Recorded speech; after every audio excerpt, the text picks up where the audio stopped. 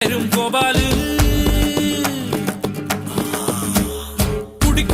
குடிக்கிறான்னு கேவலப்படுத்த கூடாது. 500 அடிக்கும் அவுட் ஆகல தெண்டுல்கர் தான் நம்மாளு. காஞ்சிபுரம் பட்டுடா, பழனி மலை மொட்டடா, பாண்டிச்சேரி மில்லிடா, நம்ம மதுரையில மல்லிடா.